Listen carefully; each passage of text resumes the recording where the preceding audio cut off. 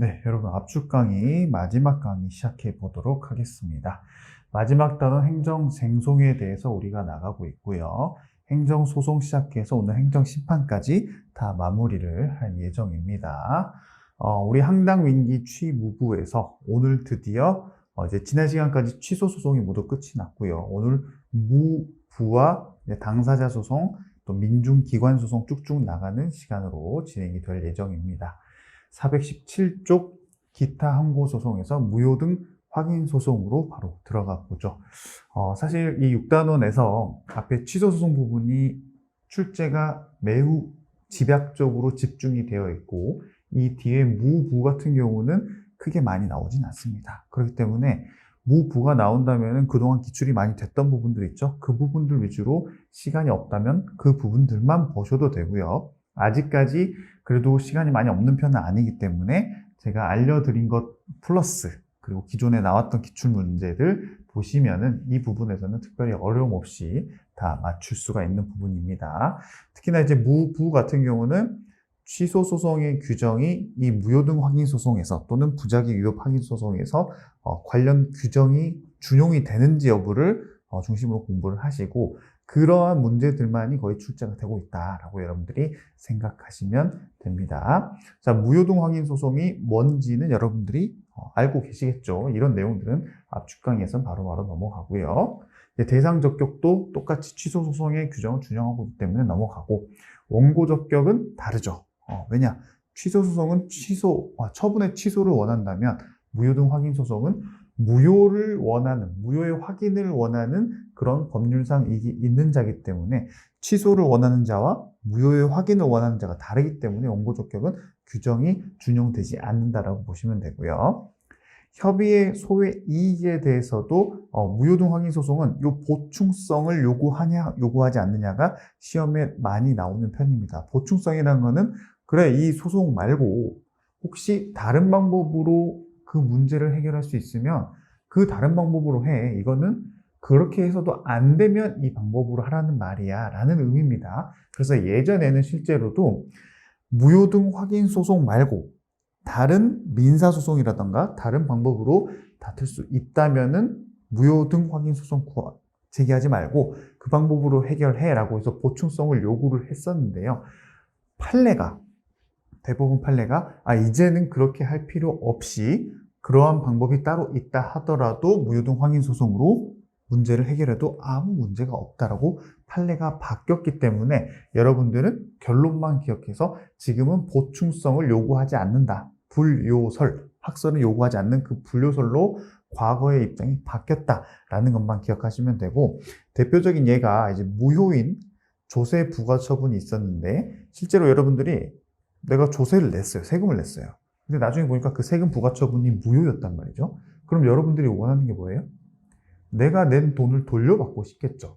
결론적으로는 그게 목적이죠. 그렇기 때문에 예전에는 그 조세 처분에 대해서 무효 등 확인 소송을 구할 게 아니라 네가 실질적으로 원하는 게 네가 낸 돈을 돌려받는 거라면 그때는 민사소송이나 당사자 소송으로 돈을 돌려받는 소송을 제기해라. 그렇기 때문에 그런 방법으로 네가 원하는 걸 얻을 수 있다면 무효 등 확인 소송은 제기할 수 없다는 게 옛날 입장이었어요. 하지만 지금은 그런 방법으로 구제받을 수 있다 하더라도, 돈을 돌려받을 수 있다 하더라도 그거랑 상관없이 조세 부과 처분의 무효 확인 소송을 독립된 소송으로서 제기해라. 제기 못하게 하지 않겠다. 그렇게 바뀌었다라는 것만 여러분들이 기억하시면 되는 부분이 바로 여기서 말하는 협의의 소외 이익 보충성을 요구하냐 요구하지 않냐. 뭐에서? 무효 등 확인 소송에서. 이 부분만 여러분들이 기억하시면 됩니다.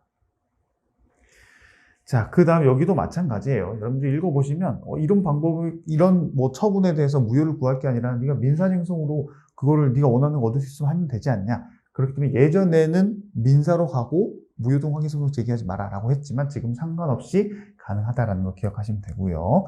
피고 적격 똑같습니다. 처분을 한 행정청이 피고가 된다라는 거. 그다음 이제 제소 기간 같은 경우는 원칙상 제소 기간에 제한이 없죠. 왜냐? 단순 취소가 아니라 그 하자가 중대 명백해서 무효이기 때문에 제소 기간 90일, 1년 이런 거 제한 없이도 3년이 지났더라도 하자가 너무 크기 때문에 무효 등 확인 소송은 제소 기간에 제한이 일단 없어요. 하지만 무효 선언을 구하는 취소 소송은 제소 기간을 적용한다라는 게 시험에 나오는 편인데, 그럼 무효를 구하는 취소 소송이 뭐라 했어요? 실질적으로 그 처분의 하자가 중대하고 명백해서 무효예요, 무효. 근데 원고가 무효등 확인 소송을 제기한 게 아니라 그 무효인 처분에 대해서 취소 소송을 제기한 겁니다. 그랬을 때 판사가 봤더니 취소 소송을 제기하긴 했는데 실제로는 이게 무효인데? 라고 했을 때, 그러면 원래 무효등 확인 소송을 제기 안 했으니까 뭐 각하를 할 거냐, 기각을 할 거냐, 그렇게 하지 말고 무효를 선언을 하는 의미의 취소 소송으로서 판단을 해주면 된다. 라는 게 바로 무효 선언을 구하는 취소 소송이라고 보시면 되고, 그럴 때에는 실제 그 처분이 무효라 할지라도 취소 소송이기 때문에 결국에는 취소 소송의 제소 기간을 지켰을 때만이 각하당하지 않는다는 게 바로 이 내용입니다. 아시겠죠? 일단 나중에 나옵니다, 또. 여기서 중요한 거는 무효 선언을 구하는 취소 소송. 우리나라 한국말은 앞이 중요하다, 뒤가 중요하다? 뒤가 중요하다. 내가 너를 사랑하지만 너랑 사귈 수는 없어. 그럼 사랑하는 게 중요해요? 사귈 수 없는 게 중요해요? 사귀지 않겠다는 게 중요한 거죠. 그렇기 때문에 여기도 마찬가지로 무효 선언을 구하는 취소 소송은 그냥 취소 소송으로 생각하시면 된다라고 보시면 됩니다. 그리고 우리가 취소 소송 공부할 때 행정심판 전치주의 공부했었죠. 우리나라 같은 경우는 임의적, 그죠? 필요적이 아니라 임의적 전치주의라 했습니다. 특별히 법률 규정에서 행정심판을 거치라고 했을 때만 행정심판을 반드시 거쳐야지, 그런 게 없다면 바로 소송으로 와도 된다고 했었죠. 하지만 무효등 확인 소송에서는 이러한 필요적 전치주의가 적용되지 않습니다. 왜냐? 하자가 너무 심각하게 있으니까 행정심판 거칠 필요도 없이 그냥 무효등 확인 소송으로 오면 된다라고 보시면 되고요. 역시나 제소기간과 마찬가지로 무효 선언을 구하는 취소 소송은 우리가 실제 취소 소송을 했죠. 그렇기 때문에 예외적으로 행정심판 전치주의가 적용이 됩니다. 필요적은 역시나 아니에요. 그죠? 우리 취소 소송에서도 필요적은 아니었잖아요. 그죠? 예외적으로 했기 때문에 임의적 행정심판 전치주의다라고 보시면 됩니다.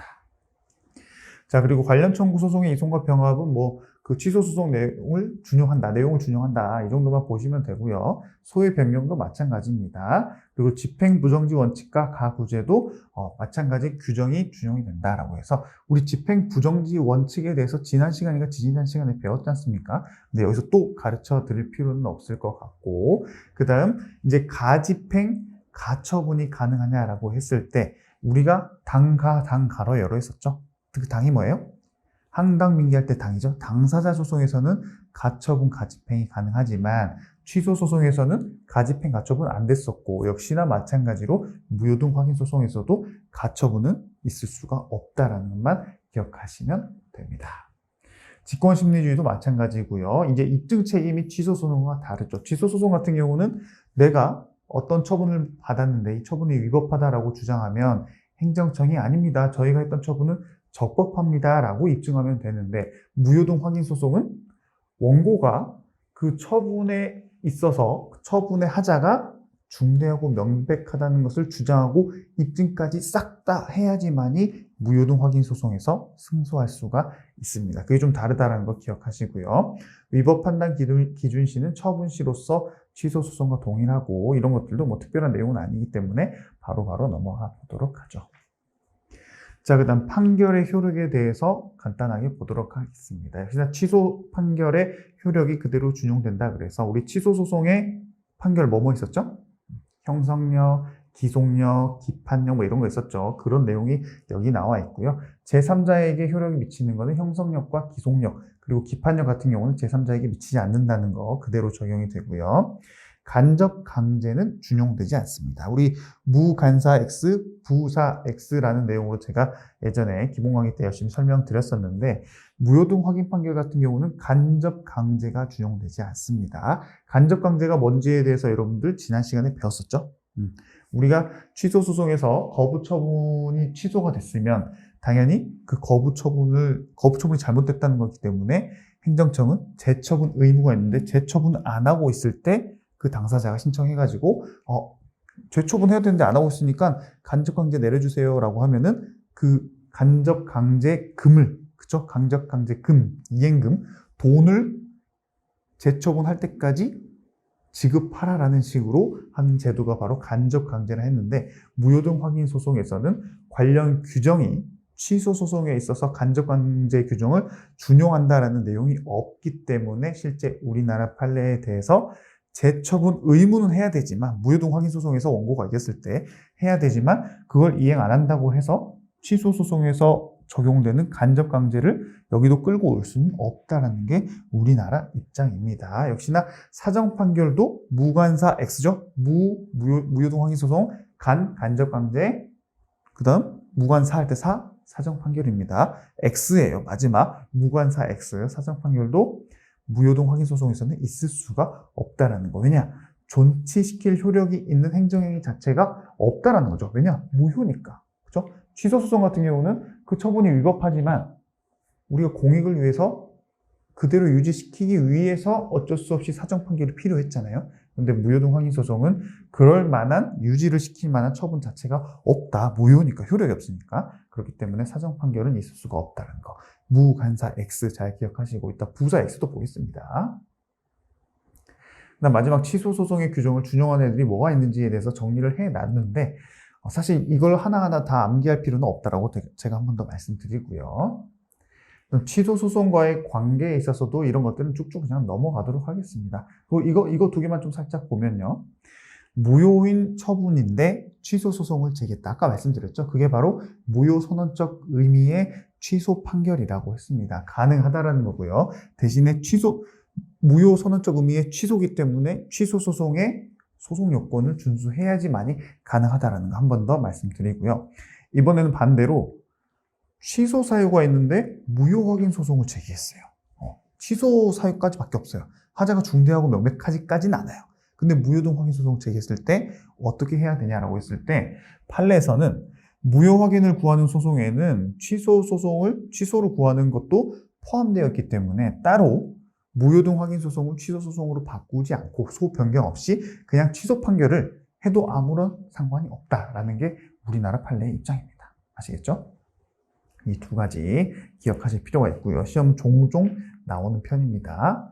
자, 그 다음 부작위 위법 확인 소송으로 넘어가죠. 자, 취무부에서 이 부작위 위법 확인 소송입니다. 부작위 위법 확인 소송은 행정청이 내가 어떤 신청을 했는데 거부 처분도 하지 않고 아무것도 안 하고 있을 때 그 아무것도 안 하는 부작위 자체가 위법한 것을 확인하는 소송이 바로 부작위 위법 확인 소송이었죠. 이 부작위 위법 확인 소송은 대상 적격에서도 일단 내가 뭔가를 신청을 했었어야 됩니다. 그죠?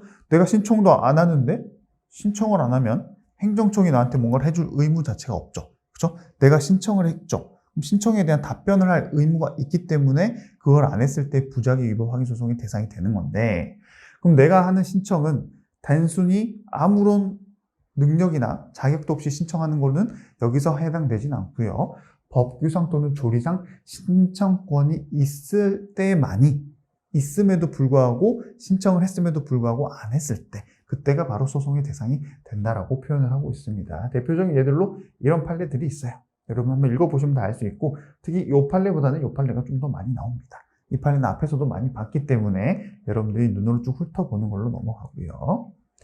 그 다음 역시나 오늘 내가 신청을 했는데 오늘 점심 먹고 오후 2시에 신청했는데 5시까지 그 신청을 안 받아준다는 아니고 아예 아무런 액션을 취하지 않는다라고 해서 바로 부작위 위법 확인 소송하면 될까요? 아니죠. 상당한 기간이 좀 지났을 때에도 행정청이 아무런 액션을 안 취했을 때 바로 이런 소송을 할 수 있다는 겁니다. 그럼 상당한 기간은 뭐 따로 정확히 며칠 이렇게 정할 게 아니라 사회 통념상 그 신청에 따른 처분을 하는데 필요한 것으로 인정되는 그 기간이라고 해서, 통념상이라고 하면은 이제 개인이 마음대로 판단할 건 아니고 기존의 판례라든가 아니면은 뭐 기존에 있던 이런 신청을 했을 때 보통 며칠 만에 액션을 취하더라, 이런 걸 기준으로 그냥 판단하겠다라는 하나의 기준이라고 보시면 되고요. 역시나 행정청이 어떤 민원인의 신청에 대해서 일정한 처분을 해야 될 의무가 있음에도 불구하고 그런 의무를 이행 안 할 때 바로 이러한 부작위 위법 확인 소송의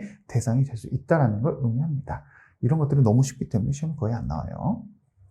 자, 그 다음 처분의 부작위가 당연히 있어야겠죠. 여러분 기본서에서 이거 두 개 순서를 바꾸라고 했었습니다. 자, 일단 처분이 존재한다면 당연히 처분이 있기 때문에 부작위 위법 확인 소송의 대상이 아예 안 되겠죠. 그렇죠?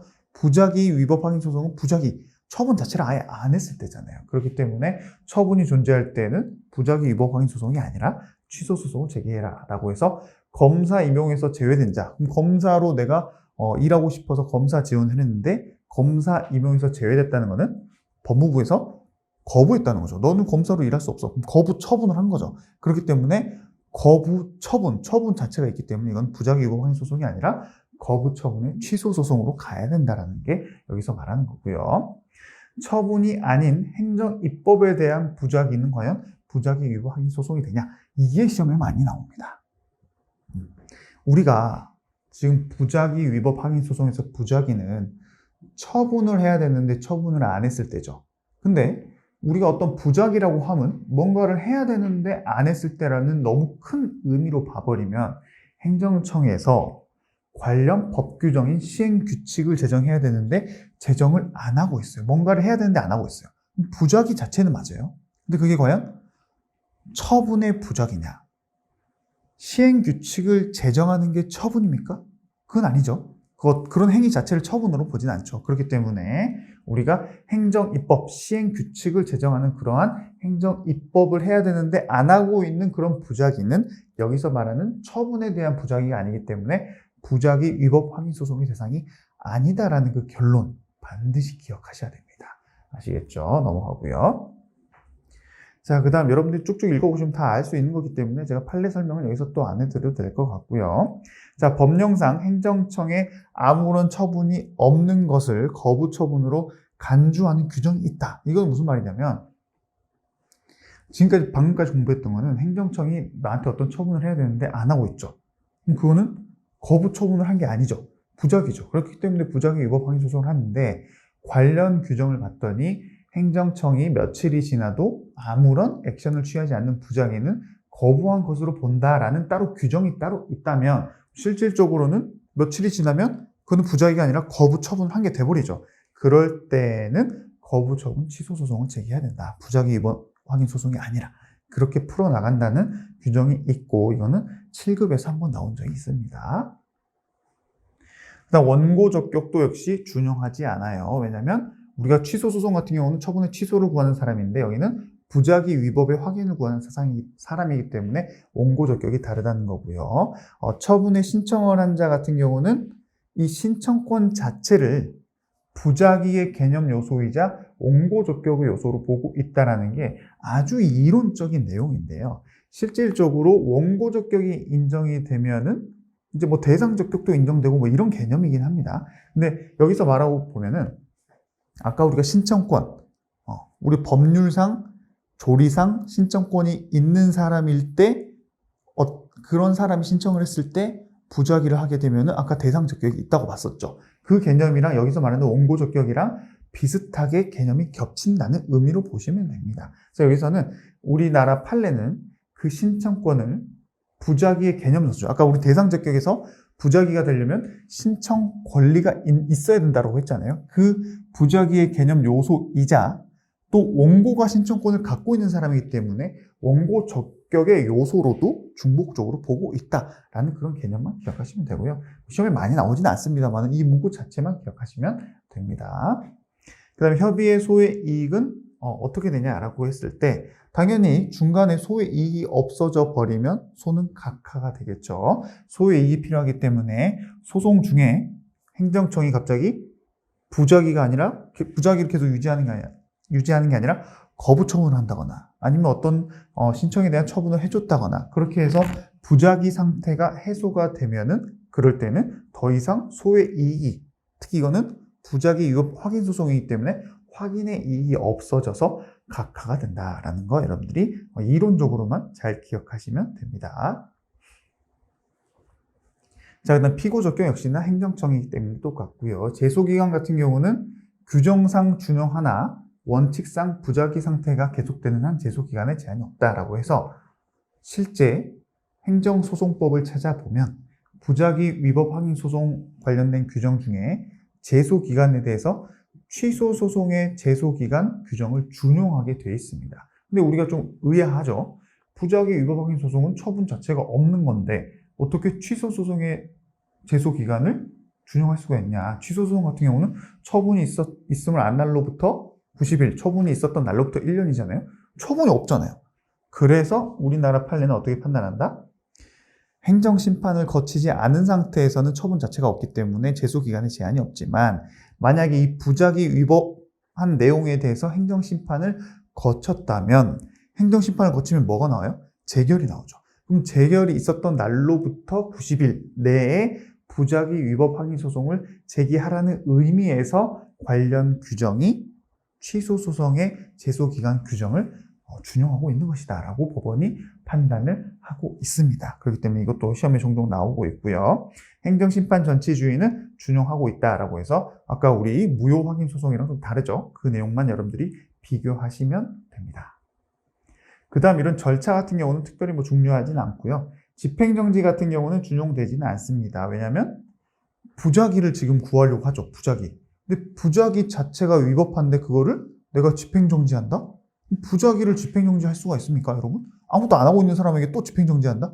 말이 안 되죠. 그리고 우리 거집노도 기억나시죠?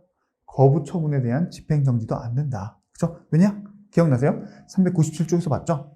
거부 처분에 대한 집행정지는 거부 처분을 하기 전으로만 돌아가고 그 전으로 돌아가면은 내가 신청했을 때로만 돌아가는 것이기 때문에 그거를 집행정지해도 실익이 있다 없다? 없다. 그렇기 때문에 거집노라고 했었고 당연히 부작위 같은 경우는 집행정지 할 게 없기 때문에 여기서 관련 규정도 준용하지 않습니다. 그 다음 심리도 특별한 내용이 없기 때문에 넘어가다가 위법 판단 기준시만 다르죠. 자, 우리가 취소소송 같은 경우는 처분이 존재하면 그 처분시 기준으로 위법했냐 위법하지 않았냐죠. 근데 부작위 위법항의 소송은 처분이 없죠. 그렇기 때문에 그 규정을 그대로 준용할 수가 없는 거죠. 그래서 실질적으로는 사실심 변론 종결시 기준으로 2심 변론 종결시 기준으로 아직도 그러한 처분 자체를 안 하고 있다면 지금 시기로 봤을 때 이거는 위법하다. 부작위하고 있는 것 자체가 그렇게 해석하는 게 바로 여기 나와 있는 내용입니다. 이것도 쭉쭉 넘어가고요. 자, 그 다음 이제 심리 범위에 대해서도 한 번씩 나오는 논점이 그러면 어떤 처분을 신청을 했는데 안 해주고 있잖아요. 그럼 그랬을 때 안 해주는 것 자체가 위법하다 아니면 위법하지 않다 여기서 끝날 건지 판단 범위가 아니면 신청한 내용 처분 자체도 해줘야 된다라고 한 단계 더 넘어가서까지 판단을 할 건지가 논점이 되는데 우리나라 판례는 단순히 부작위가 위법한지 안 한지만 봐야지 원고가 신청한 처분 자체를 반드시 해줘야 된다라고까지 판단할 건 아니다라는 게 여기서 말하고 있는 겁니다. 아시겠죠? 그 내용이 여기 나와 있고요. 그렇기 때문에 신청의 대상이 기속행위라 하더라도 기속행위는 신청하면 규정에 따라서 그대로 해줘야 되죠. 기속행위라 하더라도 행정청이 나중에 부작위 위법 항의 소송에서 원고가 이긴 다음에 그럼 어떤 처분을 내려줘야겠죠, 이제. 근데 거부 처분을 한다 하더라도 거부 처분을 했다 하더라도 기속력에 전혀 반하지 않는다. 왜냐하면 부작위 위법 항의 소송은 그냥 부작위 상태가 위법하기 때문에 뭔가 액션을 취하라는 내용이지 원고가 신청한 걸 반드시 들어줘라라는 내용까지는 판단하지 않고 그 내용에 기속력이 없기 때문에 나중에 재처분을 했는데 재처분이 아니죠. 이제 처분을 해줬는데 부작위를 풀고 처분을 해줬는데 원고가 신청한 걸 거부했다 하더라도 전혀 문제될 건 없다라는 그런 이론적 논리까지 넘어가는 겁니다. 논리에 의한 결과까지 그렇게 기억하시면 되고요. 시험에 많이 나오진 않고 오히려 이런 애들이 위에 쪽이 좀 많이 나옵니다. 아시겠죠? 자, 판결에 대해서도 뭐 특별한 내용은 없습니다. 근데 여기서 무관사 X, 부사 X만 기억하시면 되겠죠. 여기서는 간접 강제는 있을 수가 있습니다. 왜냐하면 재처분 의무를 이행하지 않으면 간접 강제를 신청하면 되거든요. 그렇죠? 액션을 취하지 않고 있는 거에 대해서 부작위가 위법하다고 했는데 기속력에 따라서 뭔가 액션을 취해야 되죠. 근데도 불구하고 안 취하고 있으니까 간접 강제를 할 수 있다는 거죠. 근데 사정 판결은 있을 수가 없다는 겁니다. 역시나 존치시킬 처분 자체가 없죠. 부작위니까. 그렇기 때문에 부사 X가 된다. 무관사 X, 부사 X. 결론적으로 사정 판결은 어디서만 되는 거예요? 취소 소송에서만 되는 거죠. 그죠? 무에서도 안 되고 부에서도 안 되고 취만 되는 거 아니겠습니까? 이게 이제 행정 심판이랑 좀 달라서 지금 여기서 확실하게 알고 가야 되는 게 사정 판결은 행정 소송에서 사정 판결은 오로지 취소 소송에서만 가능하다는 거 기억하시고 일단 행정 심판은 좀 다르다는 거 기억하시면서 넘어가죠. 그다음 이제 부작위 위법 확인 소송에서도 취소 소송의 규정을 준용하는 애들이 있고 취소 소송의 규정을 준용하지 않는 애들이 있는데 이건 참고만 하시면 되고 앞에서 배웠던 내용들만 잘 기억하고 넘어가시면 충분합니다. 자, 그다음 당사자 소송으로 넘어가죠. 당사자 소송은 행정청의 처분 등을 원인으로 하는 법률 관계에 대한 소송, 그 밖에 공법상의 법률 관계에 대한 소송이다라고 해서 그 법률 관계의 한쪽 당사자를 피고로 하는 소송이다. 라고 해서 이 의의는 여러분들이 다 이제 알고 계실 것 같고, 실제 우리가 항당민기 취무부할 때 이 당, 그쵸? 항고소송 밑에 당, 이 부분에 대해서 이제 공부를 하는 겁니다. 그리고 이제 이 하나하나를 잘라가지고 그 뒤에 목차들이 구성이 되어 있는 거죠. 근데 실질적으로 좀 간단하게 여기서 보고 넘어가자면, 처분 등을 원인으로 하는 처분 자체를 다투는 게 아니죠. 처분 자체를 다툰다면 항고소송이고, 그 처분 등을 원인으로 하는 법률 관계가 있습니다. 예를 들면 어떤 처분으로 인해서 내가 세금을 냈다. 세금 부과 처분이 있었겠죠. 근데 그 세금 부과 처분이 나중에 보니까 문제가 있어서 내가 세금을 돌려받고 싶어요. 그게 바로 처분 등을 원인으로 하는 법률 관계, 돈을 받고 싶은 법률 관계. 이게 바로 대표적인 앞에 말하고 있는 처분 등을 원인으로 하는 법률 관계고요. 그 다음에 또 그 밖에 공법상의 법률 관계에 대한 소송, 공법상 계약 같은 걸 가지고 법률 관계에 대해서 다투고 싶다. 그런 소송, 이게 바로 여기서 말하는 당사자 소송의 대상이라 보시면 되고, 이따 자세히 볼 겁니다. 이제 피고가, 지금까지는 처분을 한 행정청이 피고였다면 항고소송에서는, 당사자 소송 같은 경우는 나랑 법률 관계를 맺었다면 그 법률 관계를 맺은 상대방이 되는 겁니다. 처분이 아니에요. 처분 자체를 다투는 게 아니니까. 그래서 바로 피고가 좀 다르다라는 개념만 잡고 넘어가시면 되고요. 당사자 소송의 종류는 이제 실질적 당사자 소송과 형식적 당사자 소송이 있습니다. 방금 제가 설명드린 게 바로 실질적 당사자 소송이라면, 형식적 당사자 소송 같은 경우는 실제로는 다투는 게 방금 앞에서 봤던 것처럼 처분 등을 원인으로 하는 법률 관계나 그 밖에 공법상의 법률 관계에 대한 걸 다투지 않아요. 실질적으로는 처분의 또는 재결의 효력을 다투는 건 맞습니다. 약간 항고소송 같죠? 그런데 피고가 행정청이 아니라 법률관계의 한쪽 당사자가 피고기 때문에 이거는 반반이 섞였어요. 그래서 실질이 아니라 형식적 의미의 당사자 소송이다라고 표현을 하는 겁니다. 아시겠죠? 이런 것들은 따로 법률상 규정에 의해서 이런 경우에는 형식적 당사자 소송으로 다툰다라는 규정이 있어야지만이 가능하지, 이런 규정이 없다면 그런 소송은 있을 수가 없다라고 보시면 되고, 대표적인 규정에 의한 형식적 당사자 소송이 바로 우리가 앞에서 342조에서 봤던 공익사업을 위한 토지 등의 취득 및 보상에 관한 법률상 보상금 증감 청구가 바로 여기서 말하는 형식적 당사자 소송이죠. 예전에도 같이 봤었습니다. 이 부분입니다. 이 부분 넘어가고요. 자, 그리고 다른 소송과의 구별해서 특별히 중요한 내용은 아니기 때문에 여러분들이 눈으로만 보고 넘어가시고요. 이런 거는 이제 아까 말한 것처럼 처분 등을 원인으로 하는 법률 관계에 대한 소송이 바로 첫 번째 대상이 되는 건데, 실제로 아까 제가 말씀드렸죠. 세금을 부과하는 처분에 대해서 부당이득 돈을, 세금 내가 낸 돈이 부당이득이기 때문에 돌려받고 싶다. 전부 다 원래는 당사자 소송으로 가는 게 이론적으로 맞습니다. 또는 우리 공무원의 직무상 불법행위, 공무원이 어떤 처분을 내렸는데 그 처분이 불법해가지고 내가 손해를 입었어요. 그럼 처분 등을 원인으로 하는 손해배상 청구 소송. 그죠? 이것도 여기서 말하는 처분 등을 원인으로 하는 법률 관계에 대한 소송이죠. 그럼 원래는 당사자 소송으로 가야 되죠. 하지만 우리 국가배상 뭘로 가야 된다 했어요? 민사소송으로 가야 된다 했어요. 5단에서. 그리고 지금까지 세금 반환 소송 다 취소 소송으로, 민사소송으로 가야 된다고 했습니다. 그래서 이제 이론과 우리나라 실질과 다른 것 중에 대표적인 예가 바로 이런 것들이죠. 그래서 판례는 이런 법률, 그 처분 등을 원인으로 하는 법률상 관계에 대한 소송도 소송물 자체는 사법상 권리다. 돈 받기 위한 소송이다. 그렇기 때문에 이거는 행정소송, 항고소송, 당사자 소송도 아니고 민사소송으로 다투어야 된다라고 해서 바로 이런 결론이 나오는 겁니다. 아시겠죠? 잘 기억하시고요. 그 다음, 아까 우리 당사자 소송의 두 번째 대상이 뭐였어요? 공법상의 법률 관계에 대한 소송이라고 했었죠. 그 부분이 이제 여기서부터 나가는 거고요. 그 중에서도 이제 소목차가 공법상 금전 지급 청구 소송입니다. 아까 우리 그 처분 등을 원인으로 하는 거랑 좀 달라요. 이거는 그 자체로 법률상, 아까는 처분 때문에 내가 돈 내는 걸 돌려받는다면, 이거는 그 법률, 공법상 그 법률 자체로 인해서 내가 받을 돈이 있는지, 그럴 때는 내가 바로 당사자 소송으로 간다는 의미입니다. 우리 여기 퇴당, 그리고 부당, 그 다음 제가 광당, 그죠? 주당, 이런 것들은 제가 기본 강의 때 열심히 설명을 해드렸기 때문에 여러분들이 지금은 눈으로 빨리 보세요. 법관의 미지급, 명예퇴직 수당, 퇴당, 퇴직연금 지급자, 이렇게 가고, 그 다음 부가가치세, 환급세, 부당이라고 했었죠. 다른 세금들을 돌려받는 건 다 민사소송. 하지만 부가가치세만 당사자 소송이라고 했어요. 왜냐하면 부가가치법에 의해서 금액이나 이런 게 다 그대로 결정이 되기 때문에 공법상 금전을 바로 지급할 수 있는 청구권이 생겨서 그게 바로 공법상 당사자 소송의 대상이 된다라고 말씀을 드렸습니다. 그냥 여기 나와 있죠. 그다음 광당, 광주가 붙으면 당사자 소송이다. 이따가 보겠지만 그냥 민주가 들어가면 좀 달라요.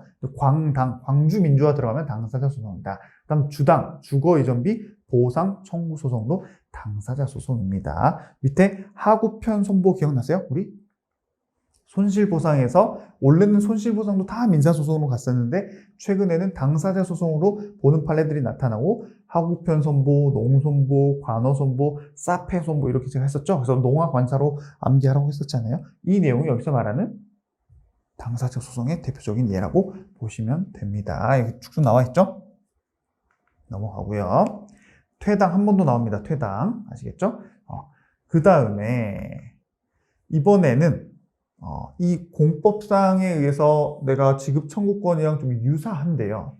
이쪽 같은 경우는 단순 법률의 규정에 의해서 바로 내가 돈을 요구할 수 있는 권리가 생기는 건 아니고 행정청이 한번 결정을 내려야지만이 내가 그 권리가 생기는 겁니다.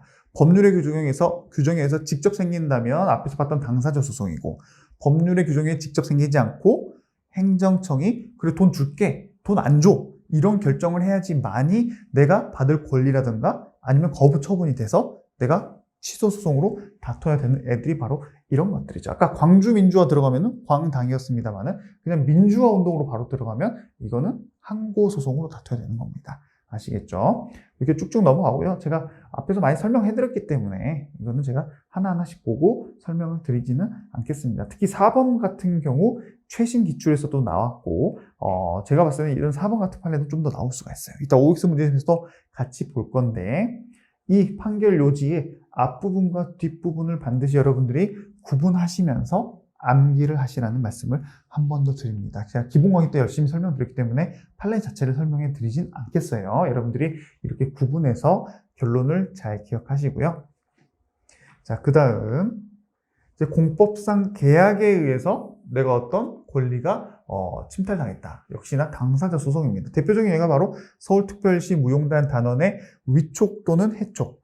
위촉 자체가 이제 공법상 계약인데 그러한 공법상 계약을 한쪽에서 깨트렸다. 해촉당했다는 거죠. 그럴 때 바로 공법상 당사자 소송으로 다툰다. 또는 공중보건의사 채용계약도 공법상 계약인데 그러한 채용계약을 해지 통보를 했다. 그럴 때 바로 무효확인 청구. 당사자 소송으로서 무효확인 청구를 구하는 겁니다. 아시겠죠? 자, 그리고 공법상의 신분, 지위, 권한 등에 관한 소송에서도 원칙상은 당사자 소송입니다.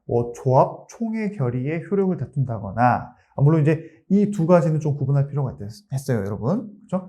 조합, 총회 결의의 효력을 다투는 것은 당사자 소송이지만 그 다음 프로세스가 진행돼가지고 나중에 관리처분 계획안에 대해서 인가고시가 된 이후에는 그때는 항고소송으로 다퉈야 된다는 거 기억하시고요. 또 조합원의 자격 인정 여부를 다툴 때에도 당사자입니다. 이따가는 임원에 대해서 다툴 때에는 또 좀 달라지기 때문에 좀 기억을 하시고요.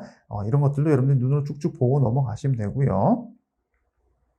이번에는 민사로 다투는 겁니다. 아까는 당사자 소송과 항고 소송을 구분했다면 여기는 당사자 소송과 민사 소송을 구분하는 거 이것도 좀 기억하시면서 암기를 하시고요.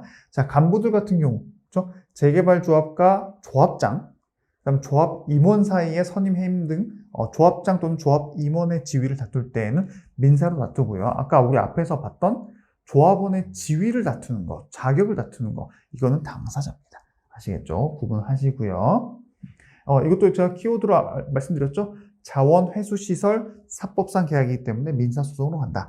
여러분들 이 자원회수시설에 대한 키워드는 우리 행정법 총론에서 이게 민사냐 당사자 소송이냐 구분하는 논점밖에 나오지 않는 판례이기 때문에 여러분들이 자원회수시설이 나왔다. 이건 사법상 계약이야. 민사소송으로 가야 돼. 이것만 기억하시면 된다라고 말씀드렸어요.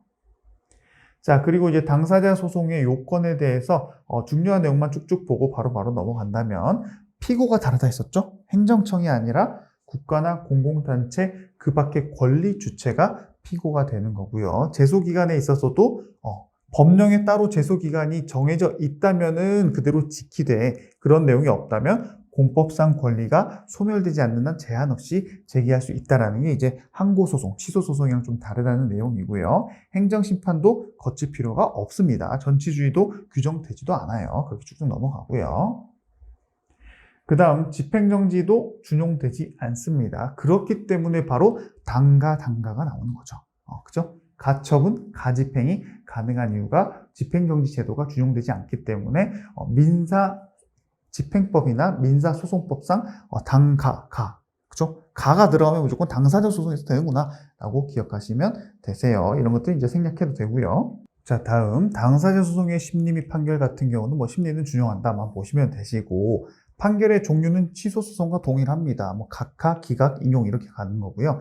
대신에 사정판결 제도는 없습니다. 아시겠죠? 기억하시고 아까 우리 말씀드린 것처럼 항고소송에서는 오로지 취소소송에서만 사정판결이 있었다라는 거 여러분들이 기억하시고 무관사 X, 부사 X 기억나시죠? 그 내용 한 번 더 강조드리고요. 우리가 당사자 소송에서는 사정판결 제도 없다라는 거 기억하시고 이 내용도 여러분들이 보시면 되고 특별히 중요하진 않습니다. 효력도 바로 넘어가고요. 자, 그 다음 여기서도 뭐가 많아 보이지만 그냥 단가해서 가집행이 가능하다. 당사자 소송에서. 그것만 기억하시면 되고 예전에는 안 되는데 이제 된다 이렇게 보시면 돼요. 근데 굳이 예전에는 왜 안 됐는지 이런 거는 크게 중요하진 않고 결론만 기억하시면 됩니다. 이 페이지는 단가만 알고 계시면 돼요. 역시나 준용하는 규정과 준용하지 않는 규정 참고만 하시면 되고요. 이 표도 여러분들이 그냥 눈으로 한번 쭉 보셔도 되고 안 보셔도 됩니다. 나중에 혹시 뭐가 여기서 적용이 되냐 안 되냐를 빠르게 찾아봐야 될 때만 참고하시면 되고요. 그 다음 우리가 객관적 소송에서 민기가 있죠. 지금 우리 항당민기에서 항취무부 끝났고요. 당 끝났습니다. 민기 같은 경우는 하프 강의에서는 바로 패스할게요. 우리 압축 강의에서는 시험에 나오는 애들 위주로 공부를 하셔야 되기 때문에 객관적은 바로 넘어갑니다. 자, 이제 행정심판으로 넘어가도록 하죠. 자, 행정심판도 이 표에서, 행정심판 페이지에서 앞쪽에 있는 표에서 중요한 내용들이 다 요약되어 있기 때문에 표 위주로 압축 강의는 진행할 거고요. 뒤에서는 좀 중요한 내용들만 체크해 가면서 강의를 바로바로 진행해 보도록 하겠습니다. 자, 종류부터 보시죠.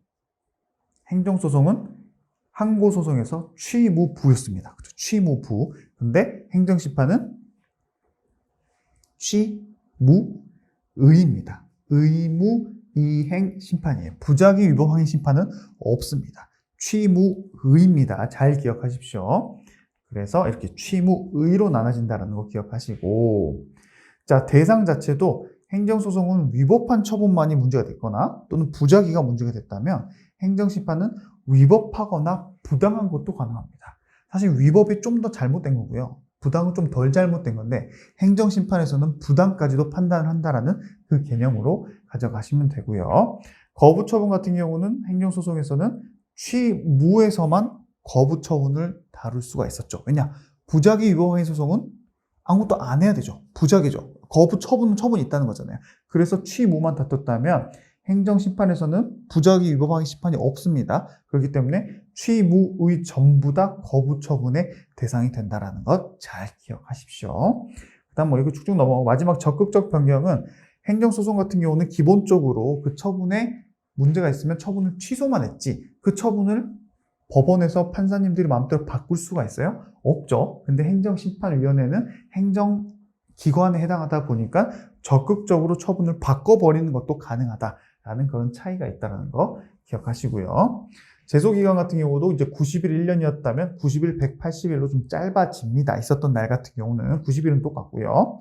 심리 방식은 소송은 공개라면 행정심판은 비공개가 원칙이라는 거 기억하시고 오고지 불고지 마지막에 배울 겁니다. 그리고 우리가 집행정지는 지금까지 공부를 했었죠. 부정지 원칙에 의해서. 근데 임시처분이 없었습니다. 행정심판 같은 경우는 집행정지도 가능하고 임시처분도 가능합니다. 이건 좀 이따 자세히 좀 볼 거고요. 또 집행정지 요건은 행정소송 같은 경우는 회복하기 어려운 손해라 봤다면 행정심판은 중대한 손해라 그래서 이따가도 보겠지만 회복하기 어려운 손해보다는 좀 더 요건을 덜 봐요. 그렇기 때문에 행정심판에서 집행정지가 좀 더 받기가 쉽다. 원고 입장에서 그 정도 기억하고 문구가 다르다는 거 회복하기 어려운 손해, 중대한 손해 이렇게 기억하시고 행정심판이다 보니까 기판력은 없습니다. 그죠? 기속력은 있을 수 있지만 기판력은 말 그대로 판결의 효력이에요. 한 번 한 판단을 그 이후에 바꿀 수도 없고 또 똑같은 판단을 할 수 없고 그죠? 똑같은 그 소송을 제기할 수 없고 이게 기판력이잖아요. 근데 행정심판이기 때문에 판결이 아니죠. 그렇기 때문에 기판력이 없다는 걸 기억하시고 또 재처분을 반드시 행정청이 해야 되는데 안 하고 있을 때 행정소송은 간접강제가 가능했지만 행정심판 같은 경우는 간접강제도 가능하고 직접 행정심판위원회가 처분을 내려버리는 것도 가능하다라는 게 차이가 있다는 거. 여기서 본 내용들은 중요하지 않다면 뒤에서 바로바로 패스할 겁니다. 자, 사정판결 같은 경우는 취소소송에서만 가능했죠. 항고소송에서는. 근데 행정심판에서는 취소심판도 가능하고요. 의무이행심판에서도 사정판결이 가능하다는 차이가 있습니다. 아까 말씀드렸죠?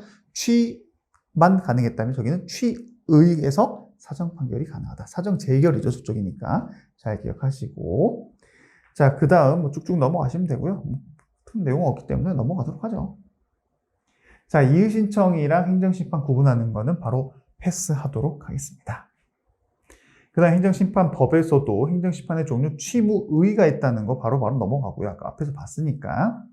그리고 이제 인용재결은 취소심판 같은 경우는 취소재결, 변경재결, 변경명령재결이 가능하다라고 해서 취변, 변명 이렇게 제가 암기하라고 했고 이따가도 한 번 더 보도록 하겠습니다. 또 거부처분의 취소재결도 가능하다라는 거. 또 의무이행재결, 거부처분 같은 경우는 취무의 전부 다 심판의 대상이 된다는 내용이 여기 한 번 더 나오고요. 사정재결 같은 경우는 취의에서 인정된다. 한 번 더 보고 있습니다. 이것도 아까 본 내용들이기 때문에 넘어가도록 하고요. 특별행정심판도 우리 앞쪽 강의에서는 패스하도록 하겠습니다. 그 다음 행정심판 청구의 요건에서 우리가 아까 부당도 같이 따져봐야 볼 수 있다라는 내용 봤기 때문에 넘어가고 이 심판 제외 대상이 종종 나오는데 행정심판의 대상 중에 대통령의 처분이나 부작위가 과연 행정심판의 대상이 될 수 있냐라고 했을 때 이 행정심판법에 규정이 따로 있습니다. 대통령의 처분 또는 부작위에 대해서는 다른 법률에서 그러한 대통령의 처분 또는 부작위도 행정심판을 청구할 수 있다라는 규정이 있으면 가능하지만 그런 규정이 없으면 행정심판 대상이 안 되는 게 원칙입니다. 아시겠죠? 잘 기억하시고 다음 행정심판 재결도 마찬가지입니다. 한 번 행정심판을 내려서 재결이 내려졌다면 그 재결을 한 번 더 또 행정심판하는 건 불가능합니다. 아시겠죠? 우리가 소송 같은 경우는 1심 있고 2심 있고 3심 있죠? 행정심판은 그런 게 없어요. 그렇기 때문에 잘 기억하시고요. 그 다음 행정심판위원회에 대해서 간혹 시험에 나옵니다. 간혹. 그렇기 때문에 여러분들이 이제 복습하실 때는 눈으로 좀 보고 OX 문제집에서 관련 문제 푸시는 걸로 만족하시지 이 다음 페이지에 나와 있는 그 표 안에 있는 내용들을 싹 다 암기하실 필요는 없다는 거 기억하시고 440페이지 다 라 목차까지 바로 넘어가도록 하고요.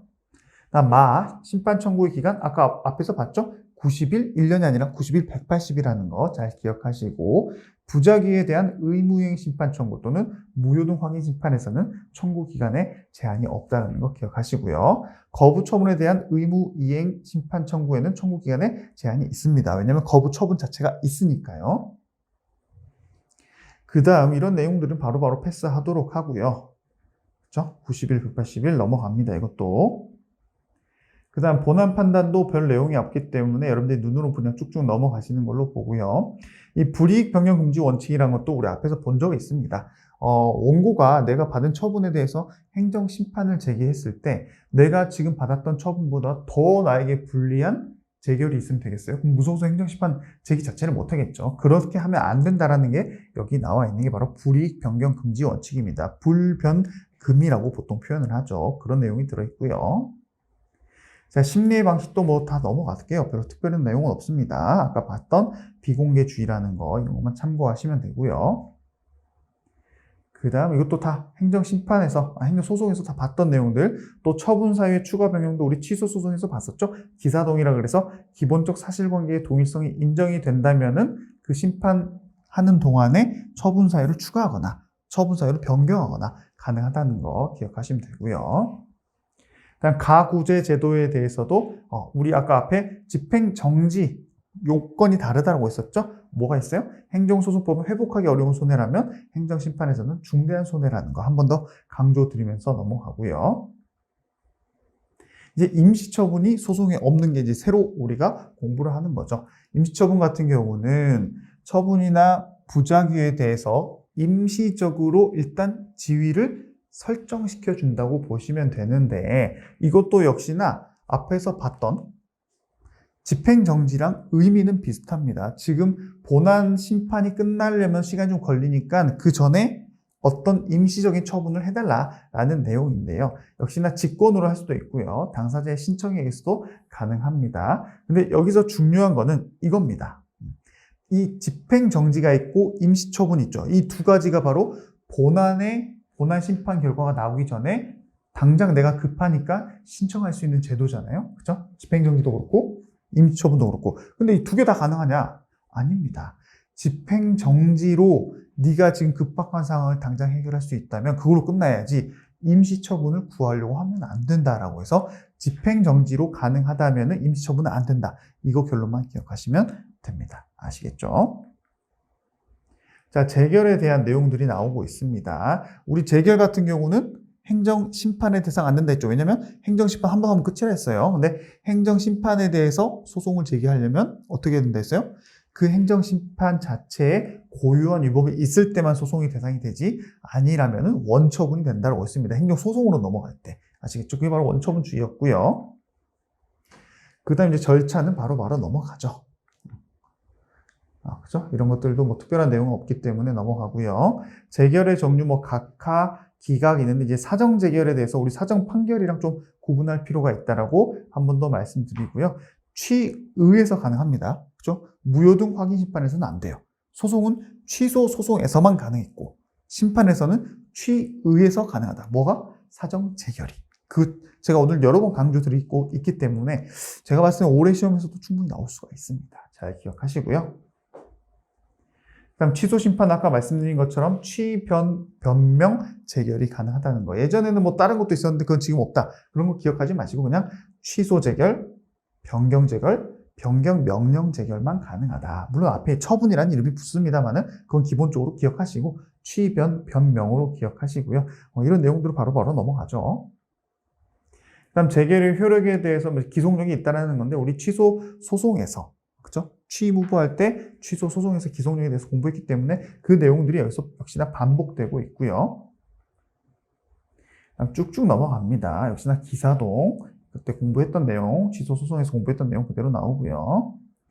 다음 범위에서도 기속력 같은 경우는 주문 및 그 전제 요건이 된 사실까지도 미친다. 기판력 같은 경우는 주문만 미친다. 그런 내용 좀 기억하시면 될 것 같고요. 그다음 위원회가 직접 처분도 가능하다고 앞에서 봤었습니다. 이 직접 처분 같은 경우는 행정심판위원회가 처분 명령을 내렸음에도 불구하고 처분청이 처분을 안 해요. 그럴 때는 청구인이 신청을 해야지만 가능하지 위원회가 직권으로 할 수 있지는 않아요. 제가 예전에도 말씀드렸지만 한번 심판을 내리면 그 뒤에 실제로 처분청이 그에 대한 처분을 했는지는 관심 바뀝니다. 행정심판위원회가. 왜냐하면 바쁘니까. 근데 당사자인 청구인이 내가 이제 재처분을 받아야 되는데 안 해주니까 그래서 바로 위원회에게 직접 처분을 신청하는 거라고 했습니다. 그런 내용들 직접 처분도 할 수 있다. 왜냐하면 행정심판위원회는 법원이 아니라 행정기관이기 때문에 가능하다고 했고요. 하지만 직접 할 수 없는 그런 처분들도 있겠죠. 그럴 때는 이제 한계가 있기 때문에 할 수가 없고 그런 행정청의 그 위원회가 직접 처분했다면 그 원래 했어야 되는 처분청 같은 경우는 이런 내용으로 후속 조치를 성실하게 해줘야 된다라는 그 규정이 있고 간혹 나오기 때문에 눈으로 읽어보시는 걸로 충분하고요.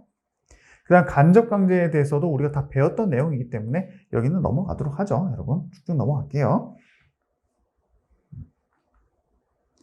행정심판법의 규정은 없지만 인정되는 효력도 특별히 어려운 내용은 아니고 앞에서 봤던 개념들이기 때문에 패스하도록 하겠습니다. 자, 그리고 기판령, 아까도 말씀드렸죠. 행정심판은 기판령이 있을 수가 있다, 없다? 없다라는 거 기억하시고, 그렇기 때문에 이 판례 문구가 시험에 종종 나옵니다. 재결에서 이미 한번 결정을 내렸다 하더라도 이건 기판력은 없기 때문에 나중에 이 사안 가지고 소송에 걸렸다 해도 그 기존의 행정심판에서 판단한 것과 다른 판단을 법원이 내려도 전혀 문제가 없다. 왜냐하면 행정심판의 재결에는 기판력이 없기 때문이죠. 아시겠죠? 그 내용이 여기 나와 있습니다. 그 다음에 이제 조정제도도 패스할게요, 여러분. 특별히 뭐 중요한 내용은 아니고요. 자, 재결에 대한 불복도 여러분들이 읽어보시면 되고, 우리 앞에서 다 봤던 내용들, 행정소송하면서 봤던 내용들이 다 여기 나와 있습니다. 그 다음에 행정심판은 이제 고지, 처분을 할 때 어떤 내용을 고지를 해줘야 되냐라는 게 바로 여기 나와 있죠. 행정심판 청구할 수 있는지, 있다면 언제까지 제기해야 되는 건지, 뭐 이런 내용을 당연히 알려줘야 된다라는 그 고지에 관한 규정이 있고요. 중요한 거는요, 이겁니다. 그러면 처분청이 처분을 하면서 그런 내용을 고지를 안 했으면 그 고지를 안 했다는 것 자체만으로 위법하게 되냐, 처분이. 그건 아니다라는 그 결론만 기억하시면 됩니다. 고지 의무를 이행하지 않거나 잘못된 고지를 했다 하더라도 그 처분 자체가 위법하게 되는 것은 아니다라는 결론 기억하시고요. 만약에 청구 기간을 알려줘야 되는데 이거 행정심판 할 수 있습니다 라고만 알려줬지 언제까지 할 수 있다 안 알려줬다면 그때는 90일, 180일 중에 최대한 긴 걸로 가야지 민원인에게 유리하겠죠. 처분이 있었던 날로부터 180 이내에 심판 청구를 했다면 아무 문제 없이 행정심판이 가능하다라는 거 기억하시고요. 자, 이러한 5고지 규정, 그죠? 5고지는 잘못 알려준 거고 불고지는 안 알려준 겁니다. 이러한 제출 기관이랑 행정심판 청구하는 기관, 그리고 언제까지 하는 그 기간, 그거에 대해서 잘못 알려줬을 때 이런 아까 앞에서 봤던 이 내용에 대한 거는 행정심판법에만 있지 행정소송법에는 없어요. 그렇기 때문에 행정심판에서만 이렇게 적용이 되지 행정소송에서는 전혀 별개입니다. 행정소송은 딱딱 법에 정해져 있는 대로만 가는 거예요. 그 내용으로 기억하시고 5고지 했을 때 이렇게 해주면 된다. 행정심판을 거쳐야 되는데 거치지 않아도 된다. 이렇게 했을 때도 이렇게 가면 된다라는 내용. 특별히 어렵지 않기 때문에 여러분들이 읽어보시면 충분히 다 알 수가 있는 내용입니다. 자, 이제 마지막 이의신청과 처분의 재심사에 있는데요. 이의신청은 패스합니다. 어렵지 않고요. 그다음 재심사 같은 경우가 이제 새로운 하나의 논점이 될 수 있긴 한데 우리 앞에서 공부했습니다. 주강의에서도. 자, 일단 당사자는 어떤 처분이 있는데요. 그 처분이 그 사람에게 제재적인 처분을 내리는 제재처분이라든가 행정상 강제를 하는 처분은 여기에 해당되지 않습니다. 그런 처분이라면 여기서 말하는 처분의 재심사는 할 수도 없어요. 그런 처분이 아닌 처분이 있는데 만약에 그 처분이 행정심판이나 소송 같은 쟁송을 통해서 다툴 수 없게 됐어요. 근데 그럼에도 불구하고 이렇게 상황이 바뀌었을 경우 그럴 때는 처분의 재심사를 한 번 더 요청할 수 있다는 게 바로 이 개념입니다. 하지만 법원의 확정 판결이 있을 때는 이미 소송을 거쳐가지고 기판력이 발생했을 때는 역시나 재심사도 안 돼요. 그렇죠? 제한되는 게 되게 많습니다. 그렇기 때문에 여러분들이 이런 개념들을 하나씩 보시면서 이 조문을 좀 눈을 익혀볼 필요가 있다는 거 기억하시고 그것도 방금 말한 그것도 언제든지 할 수 있는 건 아니고 그 당사자가 중대한 과실 없이 방금 이 1호 이런 내용이 있음에도 불구하고 본인이 주장하지 못했을 때에만 소송이나 심판에서 그럴 때에만 바로 이러한 재심사 청구가 가능하다는 거고요. 또 재심사 같은 경우는 60일 이내, 5년 이내라는 거 이런 게 이제 숫자 가지고 장난치면 나올 수 있다라는 거고요. 이런 재심사 결과에 대해서는 내가 불복한다 하더라도 행정소송이나 다른 수단을 통해서 또 다툴 수 있는 건 아닙니다. 네가 쟁송으로 못 다투니까 한 번 더 어쩔 수 없이 재심사 해주는 건데 재심사해도 그 처분을 그대로 유지하는 것, 즉 본인이 원하는 결과가 안 나왔다는 거죠. 안 나왔다 하더라도 또 다툴 수 있는 건 아니다라는 그 결론까지만 기억하시면 되는 게 바로 여기서 말하는 처분의 재심사지요. 자, 이렇게 해서 여러분 드디어 압축 강의가 끝이 났습니다. 정말 고생 많으셨고, 18강으로 이제 끝이 났고요. 사실, 기본 강의를 제가 정말 올해 같은 경우 신경을 좀 많이 썼고, 기본 강의를 열심히 들으셨다면 압축 강의 같은 경우는 좀 더 수월했을 것 같고, 압축 강의를 내가 이제 시간이 좀 급해서 기본 강의는 이제 모든 논점을 다 다룬다면, 물론 이제 강량은 좀 있었지만, 압축 강의는 좀 덜 중요하거나 안 중요한 거는 과감하게 빼고 제가 강의를 했죠. 그렇기 때문에, 압축 강의를 듣는 이유는 정말 중요한 내용과 중요하지 않은 내용을 확실하게 구분하는 데 의미가 있고, 또 한 번 더 이래독을 하는데 매우 효율적이라는 차원에서 압축 강의가 좀 중요하다라고 말씀을 제가 예전부터 계속 드렸었고요. 그런 압축 강의가 오늘 끝이 났고, 이제 OX 문제집 오늘 하고 나머지 한 2강 정도 사례형 강의하면은 이제 실질적으로 인풋 강의와 아웃풋 강의의 대부분이 이제 마무리가 됩니다. 이제 파이널 모의고사 강의만 이제 8번 하면 마무리가 될 것 같고, 저는 항상 뭐 여러분들에게 고생했다는 말씀을 드리고 있고, 좀만 더 고생해 달라는 말씀으로 이제 강의를 마무리를 하는데, 어찌됐건 오늘 뭐 압축 강의 마무리다 보니까, 마지막 강의다 보니까, 여러분들에게 이제 오랜만에 좀 잔소리 아닌 잔소리를 좀 드려보자면, 최근에 제가 TV를 봤더니 어떤 생물학자분이 나오셔서 이런 말씀을 하시더라고요. 그 생물학자분이 이 인간과 갑각류를 좀 이렇게 구분을 하시고 연구를 하시면서 느꼈던 점이, 갑각류 같은 경우는 속살은 되게 부드러운데 겉이 딱딱하게 돼 있죠. 그 갑각류들이 이제 실질적으로 이제 커나갈 때, 이 겉에가 딱딱하다 보니까 이 딱딱한 게 점점 커지는 게 아니라 한 번씩 크게 성장할 때마다 허물을 벗죠. 막 벗었을 때는 살이 엄청 부드러워가지고 이제 주변에서 갑자기 그때 공격이 들어오면 어쩔 수 없이 자신의 천적에게 잡아먹힐 수도 있고, 그 다음에 이제 또 딱딱해지면서 엄청나게 큰 성장을 하는 게 바로 이 갑각류의 성장의 특징이거든요. 근데 그걸 보고 그 생물학자분이 어쩌면 우리 인간도 내가 정말 잘 나가고, 남들이 나를 공격했을 때 다 방어할 수 있는 그런 능력이 있는 시기가 아니라, 내가 정말 힘들고 멘탈적으로 조금만 누가 건드려도 와르르 무너진다거나, 내가 누군가의 공격에서 방어할 수 없는 그런 가장 나약한 과정에 있을 때 가장 성장하고 있는 것 아닌가라는 걸 느꼈다라는 말씀을 제가 딱 보면서, 어떻게 보면은 내가 예전에 수험생활일 때, 여러분들도 지금 수험생활 하시면서 어떻게 보면 가장 강할 때가 아니잖아요.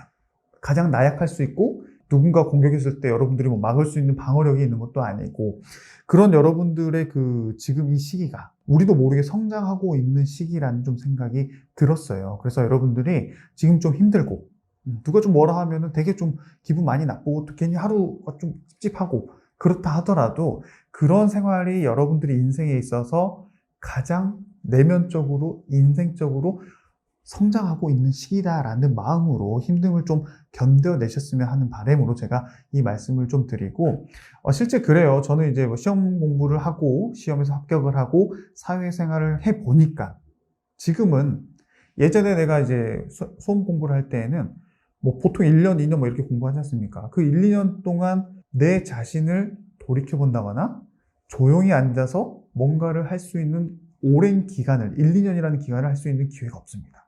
여러분들이 막상 공무원이 되셔서 이제 필드로 나가면 그럼 열심히 일을 해야지, 여러분들의 1년, 2년이란 그 기간만큼의 긴 시간 동안 여러분들 온전히 자신을 위해서 뭔가를 할 수 있는 그런 기간이 없다라는 거죠. 이제 결국 수험 생활이 끝나면 여러분들, 제가 해보니까 이제 그 생활을 유지하는 데 내가 시간을 많이 들이지, 그 단계를 넘어서는 뭔가 그 다음 단계로 넘어가는데 시간을 투자할 수 있는 거는 현실적으로 힘듭니다. 불가능합니다. 그렇기 때문에 여러분들이 지금 많이 힘들고 많이 고생하시고 나약하고 누군가 공격이 들어오면 방어할 수도 없는 그런 위험한 상태일 수도 있지만, 그게 바로 여러분들의 내면적으로, 인생적으로 가장 크게 발전하고 있는 단계라고 소중하게 생각하시면서 여러분들이 시험 공부에 좀 더 진심으로 또 열심히 최선을 다하는 마음으로 좀 임해줬으면 좋겠다라는 말씀을 드리고 싶습니다. 그래서 제가 어쨌든 압축 강의 마지막에 잔소리를 이렇게 하면서 강의를 좀